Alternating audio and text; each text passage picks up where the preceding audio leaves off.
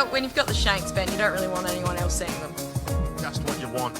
From those who are closest to you, everyone telling you you look like crap. It just warms the coffers of your heart, The doesn't it? experience was unbelievable. The golf was even better. But Ben, I'm sorry you weren't there. Well, I'm not sorry at all. Yeah. She's done me yet again. I thought I had her covered there, and she's absolutely stitched me. It was exactly the type of performance you expect of someone who's won a national championship. I incredibly admire the man. He's cast a long shadow that I think I'm going to be forever chasing. Well, hello, everyone. Thank you for your company on another episode of Hooked on Sport. It has been quite the week in Australian golf, South Australian golf, and everything going on around the world. I'm going to break it down with my co-host, Sophie, who brings all of her expertise and insight. Soph, hello. It's a Monday night. You couldn't record Monday night. Perhaps you want to reveal to the listeners what you were moonlighting as last week.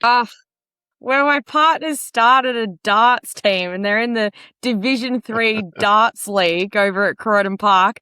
And I think they were very, very short of players, so they roped me in, Ben. And I've been roped straight back out. So now I'm available on a Monday night to podcast again. 1 week in and a bit like Jake Weatherald, politely pointed back to maybe head back to state cricket for a while. Well, I don't think if it was politely put. I actually just didn't even get a message about it. I just didn't get asked again. I'm not in the group chat. I'm not in the team chat. I haven't quite made it into that kind of level of communication amongst the team and amongst the boys. I was just not asked back. It was fair. It's pretty fair. I didn't win a single leg, Ben, so it's a fair call. I'm not upset about it. What is the name of the team? The Bogeymen. Bogeymen. The team doesn't really allow for me to be in there either. It's not very gender friendly, the team name. Well, I tell you what, if it turns out that we have to record on Tuesday nights from here on in because they've drafted you back on and suddenly you stumble across a rich vein of form, I'll be okay with that. That'll be fine. I don't think I've ever told you about this, but I am so bad at darts. I'm a left-hander on everything, so absolutely the most left-handed person of all time. But I've got the yips with darts. We throw the odd dart at work on a night shift or something like that. And I've actually had to turn to throwing right-handed darts because I don't have this sort of twitch in my dart throw with my left hand where it might go straight, but it might miss the entire board altogether. So I've gone to right-handed, which I'm not a good player by any stretch, but there's less likelihood of someone losing an eye if I play right-handed. Well, do you know what the most offensive thing is about that story, Hooky? What? You've beaten me right-handed with darts. I got lucky once. I did throw a big number, didn't I? I can't even recall what it was, but yeah, that is possibly true. We did throw a few around with darts. And was there someone else there, or was it just the three of us?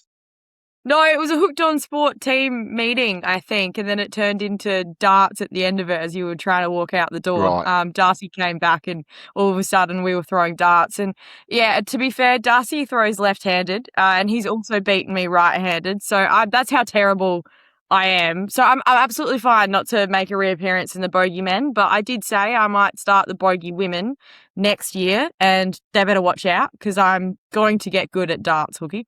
People tune into this to hear our thoughts on golf, and all we've spoken about for the first 3 minutes is darts. So let's move on. Why don't we start the show as we always do with Sophie Star? Well, this was a no-brainer for me. I don't know what he's like at darts, but I've gone Kade Bryant, who's actually finished T12 at the Pacific Harbour Amateur. He had a couple of bad starts to that round, and I've actually played Pacific Harbour, and I can guarantee bad starts are often an occurrence. There's a lot of water around that course and it is quite difficult. But he finished with an incredible round of 2 under. He's then rolled into the Queensland Stroke round. It's only been round 1 at the time of this recording. And he's only won back with a round of 3 under to start himself off. And I just think Kade Bryant's finding some form, and I think we're going to talk about him later on in the show. So for today, he's going to be my Sophie Star. Good one, Soph. I'm going to go Jason Norris, who is actually up in Queensland these days. I don't know if you remember Jason Norris, but he was very much a fixture at the Grange Golf Club and worked in their pro shop for a number of years. He was a touring professional, but his career had just sort of felt like it was the beginning of the end in maybe around about 10, 11 years ago, Soph. And he'd probably just turned 40 early in the 2010s. career not really going anywhere, working in the pro shop, and someone said, "Go on, have another crack." And he went on to win the Fiji International in 2017, and that was a big deal at the time because it had the presence and power of Vijay Singh. So this earned him a touring card on the European tour. He won $250,000 in prize money. He got into those WGCs. Do you remember those events like Firestone and so forth? Now, unfortunately for him, the next year when he had exemptions into all of those tournaments for that 1 year, he had a crook back and really couldn't make the most of it. But I just have been having a look because the Australasian Tour season for both men and women is going to get underway very shortly. The PNG Open is next week, so I was just having a bit of a look around at what's going on, and I noticed that Jason Norris is performing extremely well in the Legends Tour series. He's currently third on the order of merit. He's had one win, 6 runner-up finishes, would you believe? Another couple of top 10s. So he's going really well, Jason. 53 now, I think he is, and you get to 50 and you can be pretty competitive in the Legends Tour for a while, and sometimes you can peter off a bit, but as the new 50-year-olds come in. But for him to be 53 and still performing so well, a South Australian at heart, if you like, I thought it was worth just recognising what he is doing. So congratulations to Jason Norris and to Kade Bryant. I do want to come to Kade Bryant, Soph. We will talk about him once again. We were talking about the Port Augusta Classic played at the Port Augusta Golf Club last week, and I mentioned that Kade won the men's side of the tournament by a lazy 27 strokes. It only became apparent to me this week that his opening round 62 is a course record at Port Augusta. He beat Lachlan Booth 65, which was shot in 2012. So I thought that was an interesting fact and just adds to Sophie's star for the week.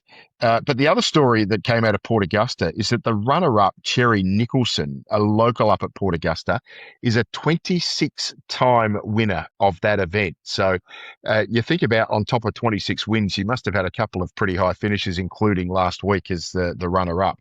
So I thought that was just a couple of interesting little local news stories, Soph, and I'm sure there's plenty that we're going to share over the next couple of minutes. Tell me what happened at the Kooyonga Golf Club and the foursomes events.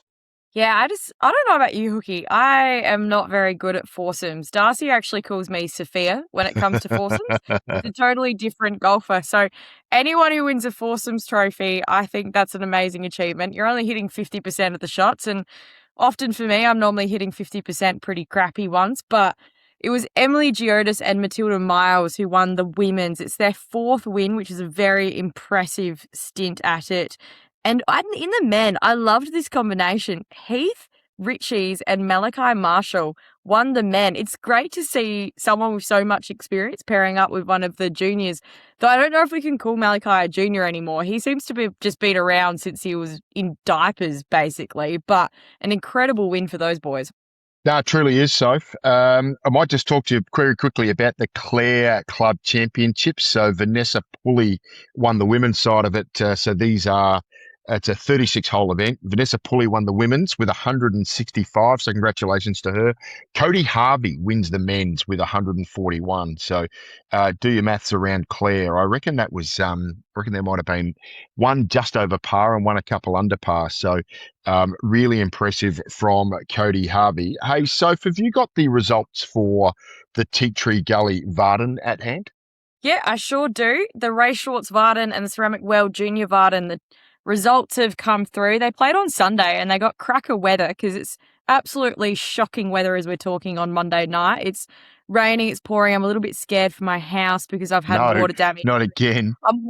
I'm waiting to go downstairs to see the puddle that's formed. I'm currently sitting on the 3rd level and just pretending like it's not happening. But for these players, they got fantastic weather. Malachy Marshall claimed the Vardon Trophy with an outstanding score of 71 at Tea Tree Gully. Zoe Manton took out the women's with a great performance. And the boys' trophy was taken out by BJ Thomas and the girls by Zyla Boundy.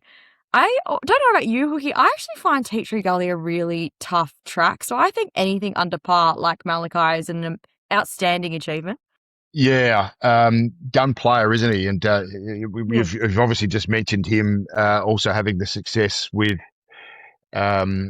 Heath the day before, so he's had a pretty busy weekend, old Malachy, and to pick up 2 trophies, he's done particularly well. So, I reckon there are some holes in Tea Tree Gully that are a bit flat. We might talk about Tea Tree Gully one day, but gee, I reckon there's some really interesting ones as well. I think they did a great job of turning that awkward par 5 third into a really long, difficult, challenging par 3. I know you don't play pennant there that much, so it might be a while since you've been there. I talked about the 7th last week. We'll get to it in a few weeks' time, but I reckon their 15th hole down the hill and over the water is an absolute classic, Soap. I reckon that's one of the truly great holes in South Australian golf. So I really enjoy playing at Tea Tree Gully. I have to say, I think 10, 11, 12 leave a little bit to desire. Those 3 holes that run up, back and up, pretty narrow, just that little line of trees, 2 par 5s in a row. But I reckon there are some really good holes in there as well. Hey, I'd love to tell you about what happened at the Berry Open. The Ladies Open champion is Lynn Hood. She's from the Thaxted Park Golf Club, 54-hole event. She shot, it's a 36-hole event. It's a 36-hole event. I beg your pardon. She shot 192 to be the ladies' champion, and the men's champion was Josh Dash. So Josh Dash is from the Wollonga Golf Club, has played some pennant previously with Thaxted Park as well. He shot 143 for the 36 holes. The runner-up was his good mate Lockie Oakes. So I saw the field was pretty good. There was some real talented pennant players and all of that. So Lockie Oakes, of course, the club champion at Kooyonga, and it was Josh Dash who got him by 2. So a pretty strong field there as well. Now, the R8GC Senior Vardon. So if I might just get you to filibuster for a little bit because I do have the results here, but I'm just waiting to dig them out of my phone. Stand by. Here we go. There it is. So I've got the men's results here. It was David Patterjohns who won the men's event by 3 strokes from Trevor Sidley and Phil Chapman, who were the runner-up on 77. So David Patterjohns is from Wollonga, I'm pretty certain, and a good friend of ours, works as a paramedic with the ambulance service down there at Victor Harbour. Heading towards retirement now, I think, David, but congratulations to him. And I'll just give you the women's result as well. It's a tough day today. But Jill Trenorden from Kooyonga has won by 3 from Christine Trimmer. So that's a massive result for Jill Trenorden. Congratulations to her. Susan Fenwick was 3 strokes further back, but our 2 winners, David Patterjohns and Jill Trenorden. Soph? Yeah, incredible. Phil Chapman really having a good stretch at these senior Vardens at the moment. What a win and 2 T2s under his belt. In the last 3 weeks, yeah, you're exactly right. So, he is travelling particularly well.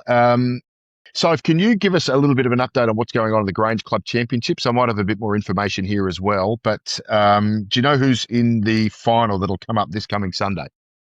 Yeah, Grange play their club champs over 3 weekends, Ben, which is quite interesting, a bit of a different format. Everyone's got a slightly different format to everyone else, but they're in the middle of their centenary club championship, which is quite cool. It would be a good one to get the win on.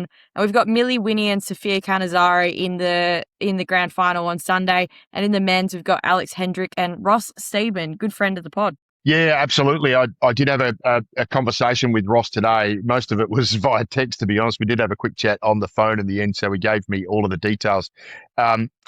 So I'll just quickly run you through the men's matches. I don't know that I've got I do have the women's matches here. So Millie Winnie, a 5-4 winner over Tracy Moody. Sophia Cannizzaro won 4-3 over Lee Sansom.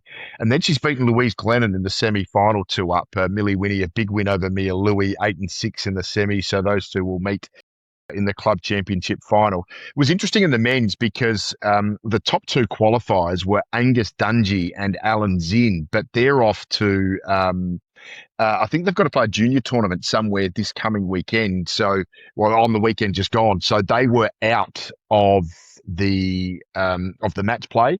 But Angus Dungy wins the Eric Fitzroy Trophy as the leading qualifier, and that meant that a couple of guys got bumped up into the match play.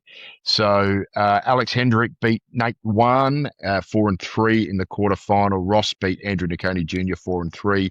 Jackson Bugdowski took on Ross Steedman, and it was Ross who got over the line 2 up, and then a big win for Alex Hendrick in the semi-final 8-6 over Stephen Berridge. So yeah, it'll be Hendrick and Steedman, two of the big boys of their pennant team, who will fight out for the championship in the men, and it's Canizaro and Millie Winnie for the women. The Grange are also champions of the senior interclub competition. So this is an event that is played on Fridays. They beat Glenelg 4-2 in the final. Glenelg, as we know, very, very strong in senior interclub. So congratulations to the Grange team, which was John Bell, David Sherper, Michael Broadbrent, Peter Shaw, Steve Osborne, and Paul Thomas. And Paul Thomas, of course, is the caddy for Blair Christie during the pennant season. So good to see Paul lifting his own trophy as well as his boss, if you like, during the pennant season. Just one other one, Soph, that caught my eye in the Narracourt Cup, which is a good fun event down there in the southeast. A really good club, Narracourt. I think we might be talking about that one a little bit later on. But the Narracourt Cup, which is a net event, has been won by one of their juniors. He looks only about 15 or 16, but I just wanted to congratulate Kyron Petman on taking out the Narracourt Cup for 2026 as well. So it's Father's Day, and you've got a big message to share for us. There's been a lot of golf in South Australia on this weekend. Normally for Father's Day, my dad wants to go on the golf course. That's normally his one thing that he always wants to do with me. He wants to play 18 holes, and then he wants to drink on the Royal Adelaide veranda. But I think we're going to have to change it up a little bit, Ben. Father's Day, like you said, is coming up, first weekend of September. A warning for everyone who needs to get a Father's Day present. I'm actually speaking predominantly to my brothers, who normally tend to forget and give me the last minute phone call. But Sunday, the 6th of September, Father's Day, if you have not sorted anything yet, this is one and it's worth a listen. My Only Rival are doing something a bit different this year at the Royal South Australian Yacht Squadron out at Outer Harbour. They're opening the kitchen at 9 in the morning and putting on a proper brunch 9 till 3, so you can still get your round of golf in if you want. Think about where you are eating it. The whole marina laid out in front of you. Masts and boats as far as you can see. There is honestly nowhere else on the peninsula where you can eat like that close to the water, that early in the day. You might even see a dolphin or two if you're lucky. Bacon and eggs, brekkie rolls, avo smash, pancakes, the lot. Christine and Kai have been itching to get brunch down there, and Father's Day is where it's going to start. Now, a few things for Dad. Dad gets a free coffee on the house with any main he orders, simple as that. Book a table of 4 or more in advance, and Dad takes home a bottle of their smoky bourbon barbecue marinade. You do that for the barbecue marinade alone. That sounds amazing. Alone you would. That is a proper Father's Day gift, and it is only the first 15 bookings, so do not sit on it. In fact, if you get in that quick, maybe Father doesn't even need to know that was part of the deal when you can just wrap it up and make it part of the gift, which my brothers are also pretty good at doing. But if you get in before midday, you go and draw for dinner for 2, their way of saying thanks for being some of the first to come to the brunch. Here is the bit a lot of people still get wrong. You do not need to be a member to eat their hooky. It is open to everyone. In fact, they even let me in there, which I was shocked about. So you do not need a boat, a local address. You don't even need to know anything about sailing, because I definitely do not. My first lunch there, I learned a little bit about sailing, but there's still much for me to learn. It's open to everyone. Best kept secret on the peninsula, if you ask me. So bring Dad down. I'm hoping to get my dad down there, bring the whole family, have a decent feed by the water, and you'll still make it to the footy or the Royal Show that afternoon. If you want to spend even more cash at the Royal Show, which my dad said it was like throwing money in the air. That's how he felt about the Royal Show. But for me, it would be golf afterwards. Father's Day brunch, Hooky, My Only Rival at the Squadron, Sunday the 6th of September, 9 till 3, and they are definitely going to prefer bookings because it's probably and most likely going to be incredibly busy down there. Soph, there's one thing that I picked up that what you said there is if you're lucky, you may see a dolphin or two. Now, yeah, you do need to be a bit lucky, and even weather conditions having a bit of an effect here. But I'm down at that squadron all the time, right? And we routinely see dolphins swimming around amongst the boats and through the marinas and stuff. This is not uncommon. So if you think that that is a joke or something thrown on by the team at the squadron and my only rival, absolutely, I can vouch for it. I reckon you're about a 1 in 3 chance of seeing a couple of dolphins swimming around in there. They do love coming into that marina a lot. So if that's a part of the appeal, then go for it. Because I can't guarantee it, of course, but I would like to think that if you make a few visits to the squadron, you're going to see a dolphin or two swimming around there from time to time. Good on you, Soph. Father's Day. Yeah, looking forward to that. September 6th. And a great place to do it, the Royal South Australian Yacht Squadron. We get to the time of the show, Soph, where we start to talk about Mount Rushmore, the best holes in South Australia. We feature one particular hole each week, or one particular genre of holes. So the first hole's in week 1, the second hole's in week 2. We are up to the 8th hole. Share with me what your top 4 across South Australia are. First one, no brainer for me. It's actually the hole I probably play the worst in the entirety of South Australia. Yes. It's the 8th hole at Kionga Golf Club. Dogleg left, par 4. It's an absolute monster off the tips. I have actually played it off the tips before in an Aussie Am, and it felt horrible. Couldn't even reach the top of the hill. There's a massive hill, so if you're a shorter driver, you do have to bail out right, and then you have that blind approach shot to a raised green where it's completely dead to the left and over the back. So if you're coming in with a longer club, it's incredibly hard to stop, and it's protected as well by 2 front bunkers on the right hand side. I'm a hooker, and so I normally find myself in those left trees having to play some sort of creative punch shot to the front of the green and just hoping by some miracle I hit a chip and I can make it up and down. It's an incredible hole, though. It's an absolute stunner. In fact, I spoke to Heath Richards earlier on in the week. He was giving me a few tips about what 8th holes I should choose, and I think he'd be really angry with me if I didn't choose the 8th hole from Cooey, because he thinks it's the best 8th hole in the whole of South Australia, and I tend to agree. After that, Hooky, I've gone to the Vines. Another hole I play disgustingly bad as a drawer of the golf ball, but I think it's awesome.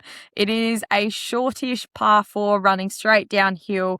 The fairways does slope right to left, and it kind of feels like you have to play a tiny little butter cut into that hill to stop it from running down left into the trees, but it's a really dangerous golf shot, because if you do cut it too much, you're now in the right trees and you have absolutely no access to this incredible green that kind of looks like it runs front to back, and there is a massive steep fairway slope leading into that green, and I always really struggle as to whether or not I should be playing a punch shot or trying to play that number, because it is terrifying, because over the back it's a really sharp drop and you've got bunkers on your left hand side, so if you are trying to run something up, it's really easy to overdraw it and run it into there. I think it's a really clever hole. I played a lot of matches at the Vines, actually, SA amateurs, and I often find this is a hole that you can be really strategic off the tee as well as strategic on your approach shot, and you win a lot of holes with pars. It's a straighter green than you realise as well. Next 8th hole, I've gone to Flagstaff. Now, I've gone to Flagstaff because I felt a bit bad last week because I missed him for the 7th hole. Yes. But I actually think the 8th is really clever. It's a par 5 for the women, and I'm pretty sure it's a par 5 for the men Neil as Craft well. will be wagging his fingers. Yeah, he will. He will be wagging his fingers at me, but you know what, Neil? It's fine. Whatever. We can beef this out another time. But I think it's a really, really clever par 5 for the women. It's a fairway that slopes left to right. You've got to strategically place your tee shot though, because there is a massive gum tree, which makes your second shot a really narrow approach shot. There is a creek running along the right-hand side. It is a 2-tiered green with a bunker on your left, and it's a very, very narrow green. Pretty important to be on the right side tier. You can definitely go for the green too, but it is a really risky-looking shot with that gum tree being there. I've hit it many of a time. So sometimes you just think to yourself, maybe I should just be laying up here and having an easy pitching wedge in, or some sort of wedge shot or chip shot, and I probably would make birdie, but where's the fun in that? And I think that's what makes this par 5 excellent. I've then gone to Kapunda. Now, I don't know if you've played much golf at No, Kapunda. and I Hooky. never haven't. And I'll tell you a story about Kapunda. I played football for Kapunda in the mid 90s, but it was sort of before I was ever really involved in golf. But I know a lot of the community up at Kapunda, and I've heard great things about the golf course, and I've never been, and I am ashamed to admit that because it is a place that I definitely need to visit soon. And the minute that I saw that pop up on our document that you were going to talk about Kapunda, I am all ears, Soph. Well, it's incredible for our listeners that want to get up north and actually play around. It's a really great, friendly membership base.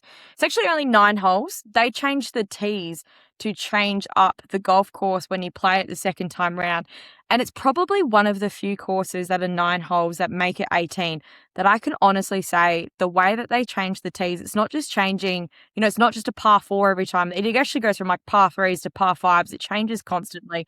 The tees completely change the way that you play the golf hole. And I was walking around the first time I played it, not even really processing that I was playing the same hole basically because it played completely different, which I think is really, really clever. The 8th hole at Kapunda is a dogleg right. It's got a bunker in the right corner of the fairway and then trees running alongside the entire thing. If you try to cut it too fine off the tee, you can definitely end up in your right trees. But if you also don't play it carefully, it's really easy to run out in the left trees. And sometimes a layup is actually the better option. Green is protected by a bunker to the left. It runs off over the back. It's actually a par 5 for women as you play it for the 8th hole, and a par 4 for men, slightly longer, about 381 meters for the men and only 378 for the women, so a short par 5. It actually switches when you play it the other way around, and it becomes a short par 5 for the men for the 17th and a short-ish par 4 for the women. But I think it's an absolutely cracker of a hole. I really had fun playing this hole, particularly when it switched up. My tactic actually completely changed from when I played it the first time round as a par 5. I actually chose to lay up off the tee and have a longer club in, and when I played it as a par 4, I took on the corner a little bit more and wanted to have that shorter club in. And I thought that was awesome. The fact that my strategy completely changed playing it on a different 9. So excellent. And yes, Kapunda, that is a place that I do want to get to, hopefully in the next 6 to 12 months, because it is one that I have completely overlooked in all of my time playing golf. And I always enjoy getting out and seeing other courses. And Kapunda's one that, I absolutely need to make an effort to get to have a look at. Right. For me, I can't put Kuyonga in because it has just kicked my ass so hard so many times that I'm leaving out Kuyonga, but I am going to put in Glenelg, which I don't know is going to be universally loved because it has some quirk and some awkwardness to it. And it's a very different hole for the women than it is for the men. But I really enjoy this hole because it's not just what line you want to hit and how much of the corner you want to take off. It's how much elevation you can get on your tee shot and how much of those palm trees that you can take on or you're prepared to take on. In particular, the further the tee goes back, can you get enough elevation with driver? Are you prepared to take driver on and potentially bring the hazards over on the left-hand side of the fairway into play? The water's been moved up now a bit, I think, since the latest crafter renovation, so that's probably not in play. But I just reckon that's a really good, fun, interesting, thought-provoking tee shot. And then the approach, I think Crafter's done a master stroke with the right-hand side. Do you remember, Soph, that used to be that big sort of grass bunker, sort of that thick grass bunker, and now all of that is just set beautifully up with short grass. Chip it, putt it, flop wedge it, whatever you want to play. You've got all of those options, and then you've got the sand bunker over there on the left with the now trademark, if you like, the wood paneling there. So I've got Glenelg in from my tier 1 club that I think is excellent. I'm going to go to Regency Park, would you believe? And I feel a little bit disappointed in myself that I left out their par 5-6, which I think is a really, really good, fun, interesting par 5 hole. But I'm going to put in their par 3 8th. So this is the 8th and the 17th. As the 8th, it plays about 160 meters and is a more difficult hole because the tee is a little bit more offset to the right. and you really are coming in over the front right bunker. The tee on the 17th is about 130 metres, a bit more to the left, so it's probably a bit more of an access to the green. But this is just a beautiful green complex. So it's a pretty flat parcel of land, Regency Park. Most people would know that. But the 8th green complex is beautifully raised up. So there's drop-offs on either side, drop-off front right, of course, to that bunker. But yeah, if you miss anywhere, you're going to get rejected and you can pay a pretty big price for it. So for a mid to short length par 3, I think the green complex is an absolute triumph. Can't decide with the next one, Soph. I'm going to list 2 different par 5s. I've got McCracken and I've got Narracourt as 2 very, very good par 5s. McCracken, bit of a blind tee shot off the top. You've got sort of like an aiming bunker over the right-hand side. It is reachable, but it's, for most, good players, it's probably something you just sort of aim to the inside of. I think there's an olive tree there that gives you the perfect aiming line. But then I reckon the approach on that second stroke in, if you're long enough and you can get there, massively down the hill, bunkers everywhere. So it's still got to be a great shot. But you feel like you can get there from anywhere when you're up at the top of the hill there or just starting to make your way down. So I really like that. And then Narracourt as well. Really underrated course down there in the southeast Soph. So, Rogue gets all of its plaudits, as does Millicent, as does Mount Gambier. But Narracourt has got some absolute cracking holes, and the 8th might be one of their best. What they do down at Narracourt, Soph, and you'll be surprised to hear this, is they actually cut their greens up to the edge of the bunker. So, like you go to Metropolitan and it's all green and then it drops off into bunker. Well, they do that at Narracourt. They've got this wonderful par 5, the 8, slightly downhill, dog legs a little bit left to right. And the left bunker is absolutely dead because that is exactly what we're talking about. It is right cut to the edge of the green. So for a little country course to be able to have those attention to details, I reckon is really impressive. Then the last one I'm going to throw in is just down the road from Narracourt, actually, and that's at Mount Gambier. Their 8th hole, par 3, we were talking about Clare being that amazing downhill par 3, the 7th hole. Well, Mount Gambier, the 8th, is a similar sort of language, 150 to 160 metres, 1 bunker front right, I think it is, off the top of my head. I reckon I've got a picture of it here somewhere, which I may put up for you later. Yeah, there's a bunker front right, plays from this beautiful elevated tee block down, similar sort of feeling.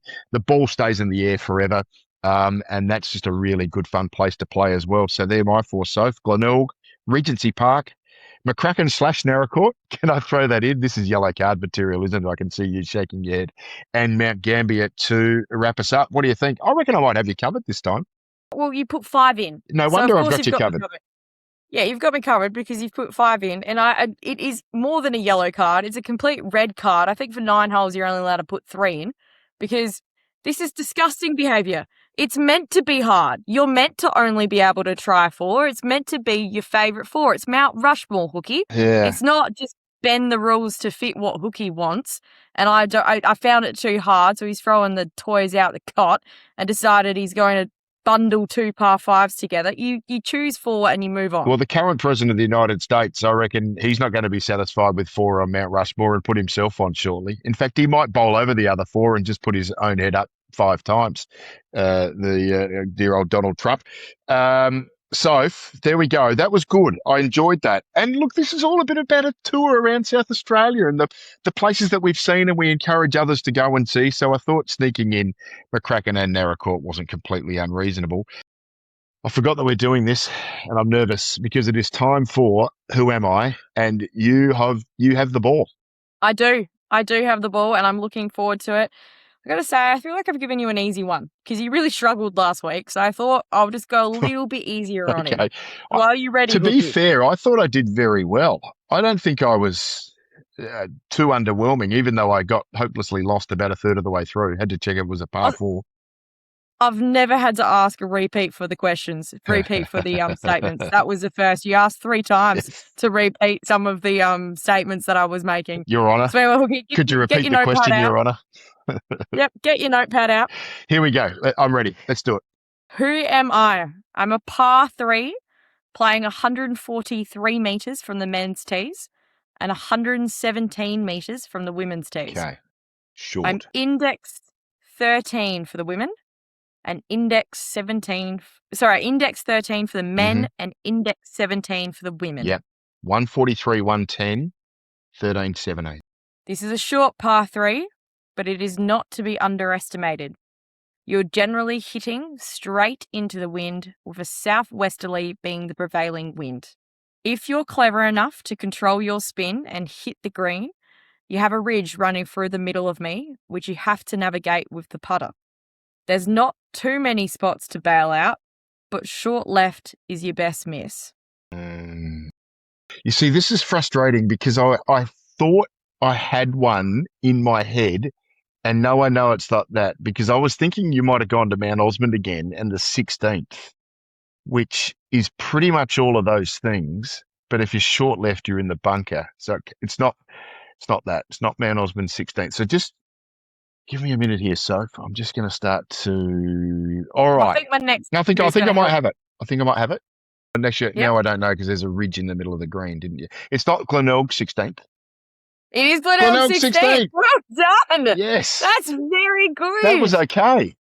That was very good. I was going to say water runs in front of my green, and I was like, he'll get it here. I was trying to confuse you with the 7th flag stuff. Yeah, you confused me. Yeah. That's not hard to do, though, Soph. You're setting the bar low, confusing me. Give us the rest of the clues. Well, I was going to say water runs in front of my green around the left and over the back. I have multiple tee blocks, which, dependent on my superintendent's mood, can make this hole play quite long or quite short. It also can force you to carry the water or give you better access to a bailout. You can't see my bunker from the tee, but it is hidden back right and makes for an impossible up and down with water back in play. I'm on the back 9. I'm the 16th hole at Glenelg Golf Club. Good job, Soph. Yes. Well, that was, a little bit more of a half volley than perhaps what you gave me last week. Good clues. And I mean, par 3s does narrow it down a little bit, doesn't it? It does. Yeah. I mean, par 5s, sometimes a par 5 can be almost hard to describe because there's almost too much going on. But the par 3, it's a one-shotter. You can hone in it pretty quickly. So, I'm happy with that. Good job. Very, very well done. I also didn't know if you'd get the ridge because the ridge is quite subtle in Glenelg. It's not like it's a massive. There's just a slight where the putt just deviates a little bit. Yeah. Well, to be honest, when I was about to say Glenelg, and then I thought, you said a ridge. I don't really think there's a ridge in this one. And I was going to withdraw and think about something else, but I just threw it in just in case. Glenelg 16.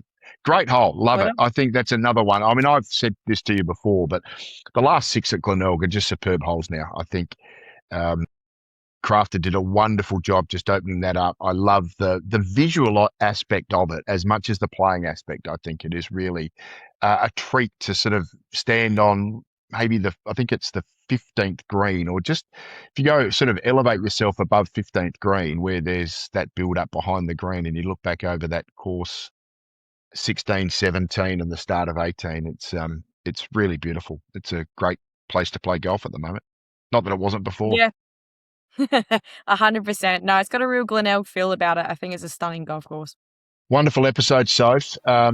We are going to wrap it up there. We'll be back tomorrow with our international episode, so keep an eye out for that. But thanks so much for joining us. Thank you to the Royal Adelaide Yachts, Thank you to the Royal South Australian Yacht Squadron for their ongoing support of Hooked on Sport. Hope you've enjoyed the episode. We'll see you in a couple of days. Thanks so much, Hooky.